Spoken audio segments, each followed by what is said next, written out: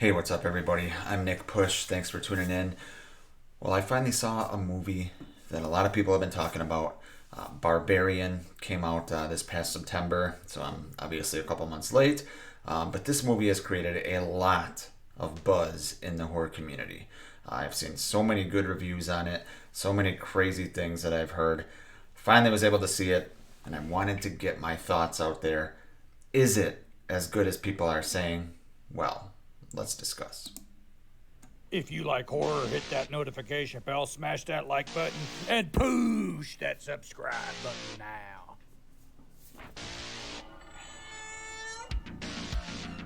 What's the boogeyman?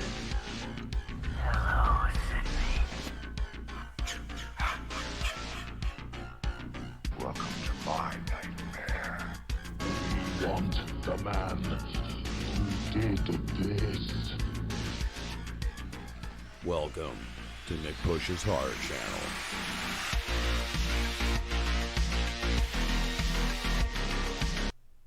So, like I said, this movie has created a lot of buzz. I've heard things from one of the greatest horror movies this year to one of the most craziest horror movies, people have seen in a while. I'm mixed on it, I'll be honest. There are a lot of things I really, really liked, and then there were a lot of things that just kind of did not work for me. So, starting right off with the things I liked. First of all, the way this movie opened and built tension for at least the first half of the movie, I thought was fucking brilliant. It starts out with a girl going to an Airbnb, and there's someone else staying in the Airbnb already. Bill Skarsgård, of all people. Pennywise. But it starts out where you don't really know what's happening. You feel for this girl, in this situation, and you're very suspicious of Skarsgård. And in that respect, it worked because you're just waiting. You're waiting for Skarsgård to turn, or you're waiting for something supernatural to happen in this home. And they really, really built up the tension, and had you just kind of on your toes for a long, long time. So I really, really enjoyed that part of it. Another thing I really enjoyed was there are not too many movies I can see nowadays where I don't see something coming, right? At this point, I've seen so many horror movies, I usually can tell what's about to happen. This movie, I didn't know where the fuck it was going. I thought it, like I said, I thought it was going with, Skarsgård was involved in whatever the hell was happening, and boom, that was way off. And then a few other things happened later in this movie, and boom, that was way off. It was just non-stop. Once it got going, the second half of this movie, it was non-stop with just kind of, I don't want to call them twists because they weren't really twists, but just kind of unexpected things that were happening. So throughout the movie, this girl Tess, I believe her name is in the Airbnb for a job interview in this not so good neighborhood. Skarsgård is there for another reason, and he ends up being this great guy, right?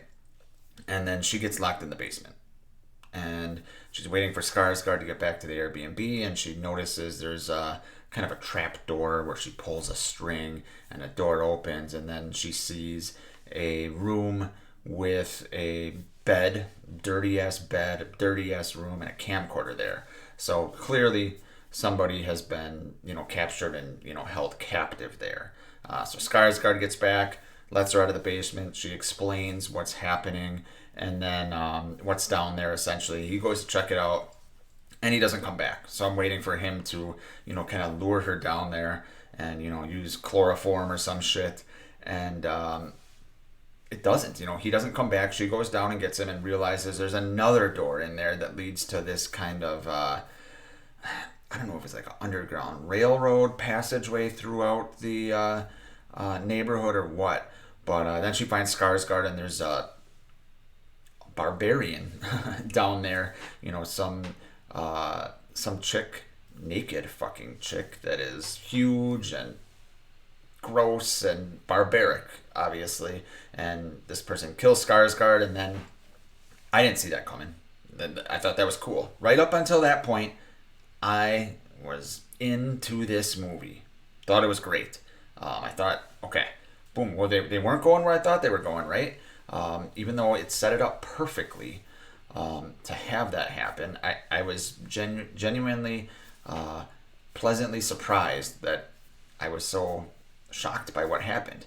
And then it cuts to something else. It cuts to Justin Long, of all people, driving down the highway, and he ends up being the owner of this house.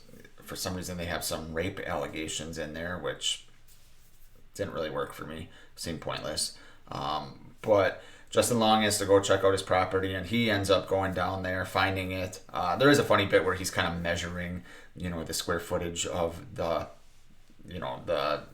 chamber down in the basement, the secret rooms and stuff, because he needs the money and he's trying to sell this house.